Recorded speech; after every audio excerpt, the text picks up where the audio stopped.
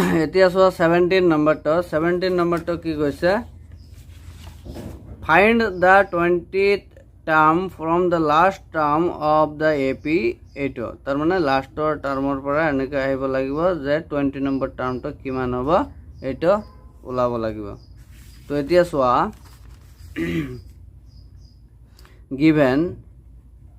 given এপিটো কি আছিল এপিটো আছিল 3 8 13 এনেকৈ 253 লৈ হয় না তো ইয়াৰ পৰা d টো ওলাই লোৱা d = কিমান হ'ব কমন ডিফাৰেন্স তো 8 - 3 a 2 ৰ পৰা a 1 টো বাদ দিলে হল তো কি হ'ব 5 হ'ব তো আৰু কি দিয়া আছে নেক্সট এটো না এপি টো এতিয়া কি কৰিম ৰিভাৰ্স কৰি ললে হ'ব তো এটো সিধা আছে এটো সিধা গৈছে এতিয়া উল্টাই লম তো উল্টাই ললে এটো ফার্স্ট টার্মত হ'ব তো এনেকৈ উল্টাই লম এতিয়া ৰিভাৰ্সলি কৰিম ৰিভাৰ্সলি কৰিলে এপিটো কি হ'ব আমাৰ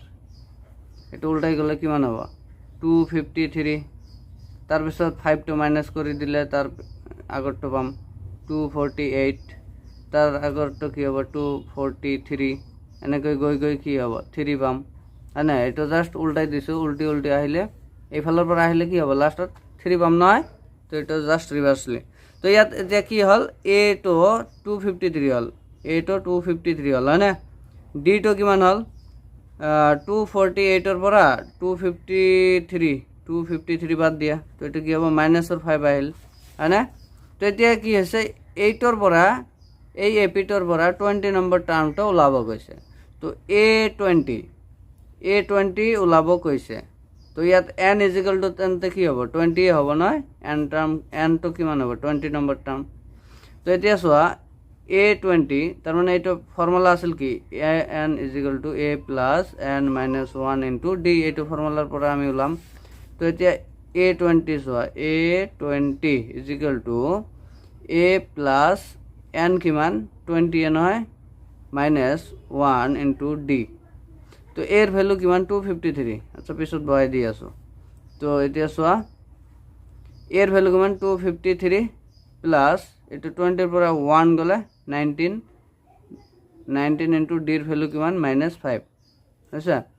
তো এটো কৰিলে কিমান হ'ব 253 প্লাস এটো মাইনাসত আহিব না ইনটু কৰিলে তো এটো -19 * 5 কিমান হ'ব 19 * 5 কিমান হ'ব 95 হ'ব হয় না 95 তো 253 পৰা 95 গলে কিমান হ'ব 158